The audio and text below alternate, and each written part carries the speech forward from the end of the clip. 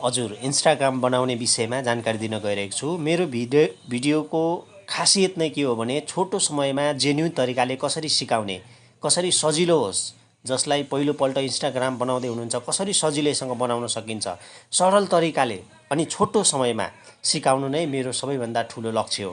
त्यसैले यो भिडियो हेर्नुभयो भने यहाँले साँच्चै नै इन्स्टाग्राम बनाउन एकदमै सजिलो पनि रहेछ र जेन्युन तरिकाले पनि बनायो भन्ने कुराको कुनै पछुतो गर्नुहुने छैन। धन्यवाद। भिडियोलाई ढिला नगरी सुरु गरौँ। मैले इन्स्टाग्राम ओपन गरेँ। क्रिएट न्यू एकाउन्ट तल मैले क्लिक गरेँ। त्यसपछि यहाँ आफ्नो मोबाइल नम्बरद्वारा खोल्नुपर्ने हुन्छ। आफ्नो मोबाइल नम्बर डायल गरेँ मैले। जिमेलद्वारा पनि खोल्न सक्नुहुन्छ। मैले चाहिँ आफ्नो मोबाइल नम्बरद्वारा खोलेँ।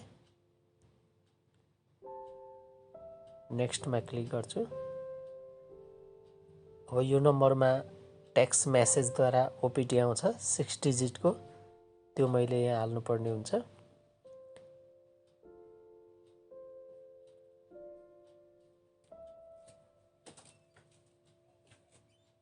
साथीहरु आइसकेको छ। अब त्यो 6 डिजिटको कोडलाई मैले यहाँ हाल्छु।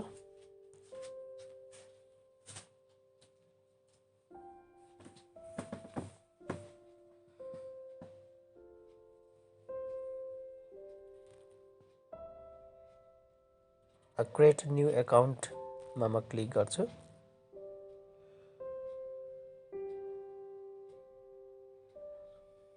यहाँ मैले 6 डिजिटको कोड एड गरेँ।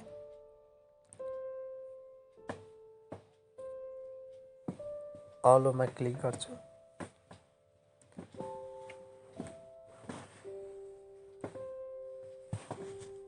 यहाँ हेर्नुहोस् क्रिएट पासवर्ड भनेको छ।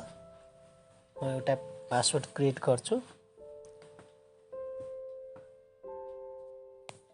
पासवर्ड क्रिएट गरेपछि म नेक्स्टमा क्लिक गर्छु।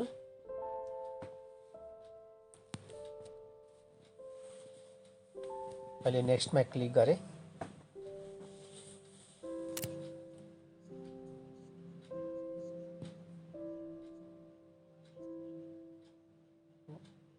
अहिले म सेभ गर्न चाहदैन, त्यसैले नट नाउ गर्छु।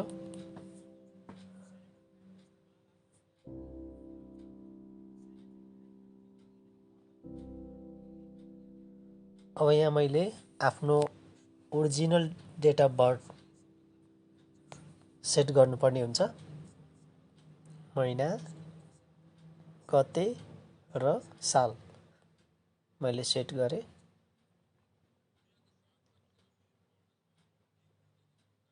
यहाँ हेर्नुभयो भने डेट अफ बर्थ देखाएको छ। मैले नेक्स्टमा क्लिक गरेँ।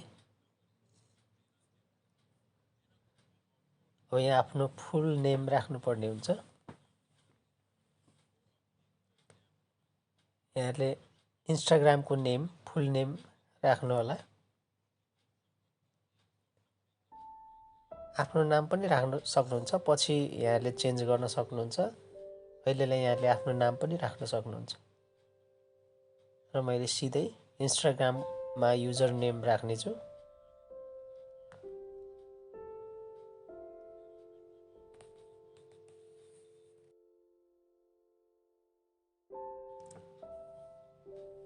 नेक्स्टमा क्लिक गरेँ।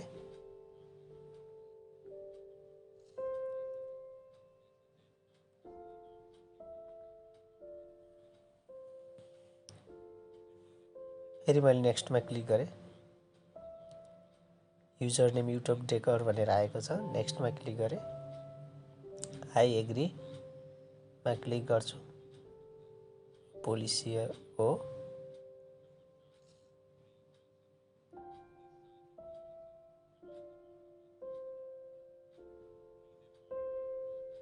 एड पिक्चरमा क्लिक गरेँ।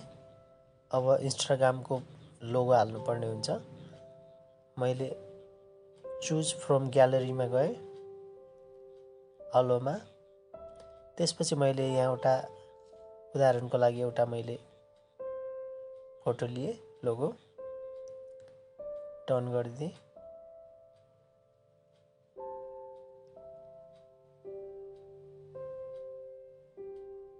अब हेर्नु साथीहरु, यहाँनेरि welcome to Instagram YouTube decor भनेर आइसकेको छ।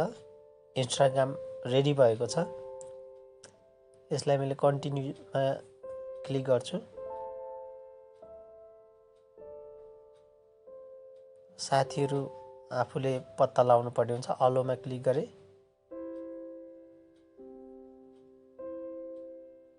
यसमा कन्टिन्युजमा यो फेसबुकमा जोइन हुने हो।